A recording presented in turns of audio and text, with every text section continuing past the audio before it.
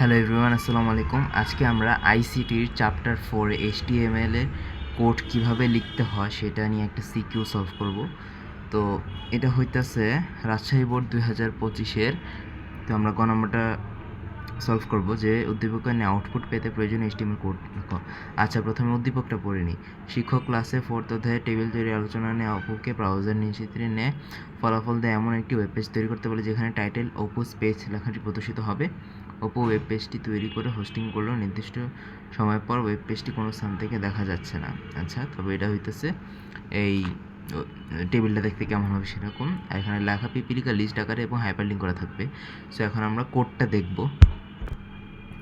So এখানে আমি already কোডিংটা লিখে রেখেছি তোমাদের সুবিধার্থে। এখানে একটা কারেকশন করে নিই। এই যে বডির আগে হচ্ছে হেড অংশ থাকবে, হেড অংশের মধ্যে টাইটেলে জাস্ট লিখে দিবা অপুস পেজ, যেহেতু উদ্দীপকে দেওয়া ছিল এই কারণে। আমি এটা দিতে ভুলে গিয়েছিলাম লিখতে গিয়ে, সো তোমরা দিয়ে নিবা। এতটুকুই কারেকশন, আর কোনো কারেকশন নাই। আচ্ছা, এখন কীভাবে করবা?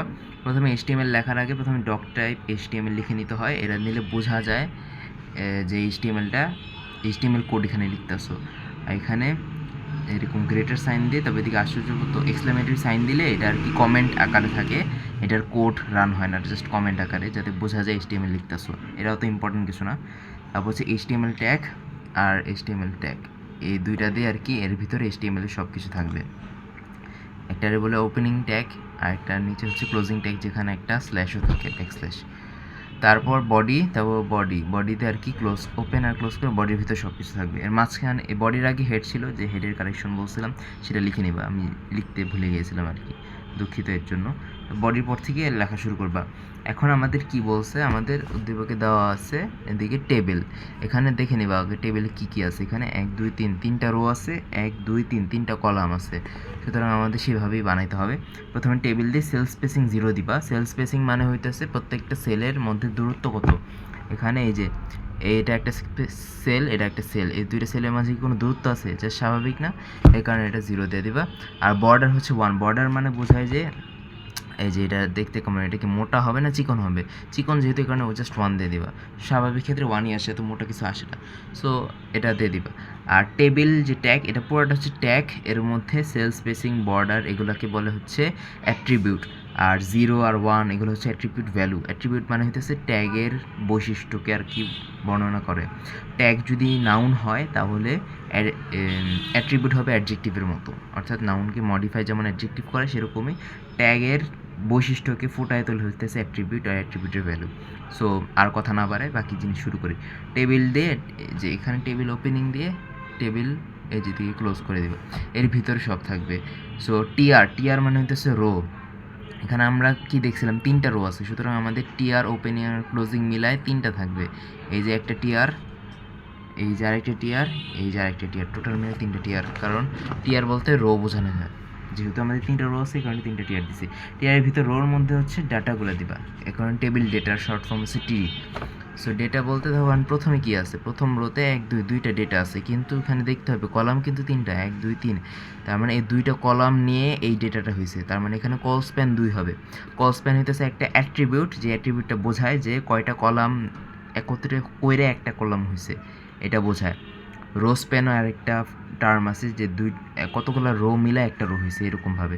যেহেতু এখানে কোনো রো স্প্যান নাই, আমি রো স্প্যানে পরে আলোচনা করবো। এখানে হচ্ছে কল স্প্যান, এখানে এটা শুধু 2টা কল স্প্যান হবে, কারণ call span is equal to 2 হবে, কারণ 2টা কলাম মিলে একটা হয়েছে এই কারণে। সো আমরা টিডিতে প্রথমে লিখে নেবো কল স্প্যান 2। কল স্প্যান হইতেছে অ্যাট্রিবিউট, ঠিক আছে, দিয়ে তারপরে যে ক্লোজিং করে দেবো। এর মাঝখানে হচ্ছে এখন লেখা বাকিটা। এখানে কি বলছে, পিপিলিকা এই লেখাটা লিস্ট আকারে থাকবে আর হাইপার লিঙ্ক করা থাকবে। যেহেতু লিস্ট আকারে আর যেহেতু 1 দেওয়া আছে, তার মানে এটা অর্গানাইজ লিস্ট। এখানে ওএল দিব, ওএল দিয়ে ওপেনিং আর ক্লোজিং দিয়ে দিলাম। এর মাঝখানে এলআই মানে লিস্ট। সো এই লিস্টের ভিতর কি থাকবে, এই যে হাইপার লিঙ্ক করে দিছি, এ দে ওপেনিং, এ দে ক্লোজ, এর ওখানে হচ্ছে এইচরেফ মানে হাইপার লিঙ্কের রেফারেন্স কি। যদি পিপিলিকার ওয়েবসাইটের কথা বলছে হাইপার লিঙ্ক করা থাকবে, এই কারণে ওয়েবসাইটটা জাস্ট দিয়ে দিবা ইনভার্টেড কমার ভিতর, তাহলে এটা হাইপার লিঙ্কড হয়ে গেছে। আর এই যে পিপিলিকা লেখাটার মধ্যে হাইপার লিঙ্ক হয়ে যাবে।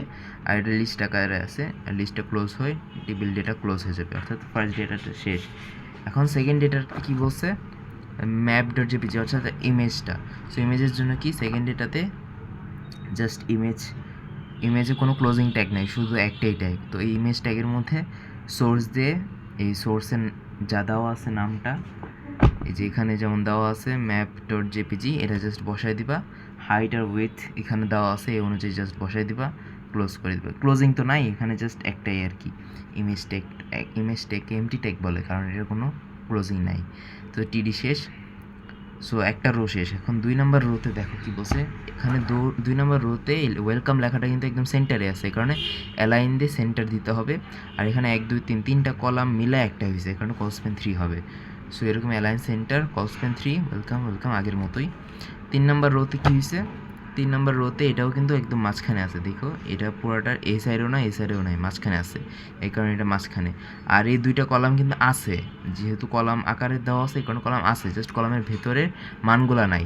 মান না থাকলে আমরা লিখতে হবে অ্যান্ড এনবিএসপি, এটা এখন আমরা দেখতে পারবো। এই যে টিআর অ্যালাইনে সেন্টার দিয়ে তারপর হচ্ছে এ। আচ্ছা, যেহেতু আরেকটা জিনিস বলি, যেহেতু এখানে a two the power b two the power c দিছে, টু দি পাওয়ার যদি হয় তাহলে এটার সুপারস্ক্রিপ্ট নামে একটা ট্যাগই আছে, কন্টেইনার ট্যাগ, যেটা হচ্ছে ওপেনিংও থাকে ক্লোজিংও থাকে।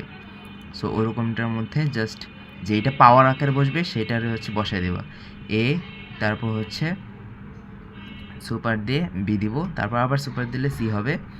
এইভাবে করে আর কি আমাদের একটা পাওয়ার নিয়ে বসাতে হবে। যেমন বি যেহেতু পাওয়ার আছে, এখানে সুপার ট্যাগের মধ্যে বি দিলাম, এর উপরে আবার সি আছে, এর সুপার ট্যাগের ভিতর সি দিলাম, এই সুপার ট্যাগের ভিতর সি থাকবে।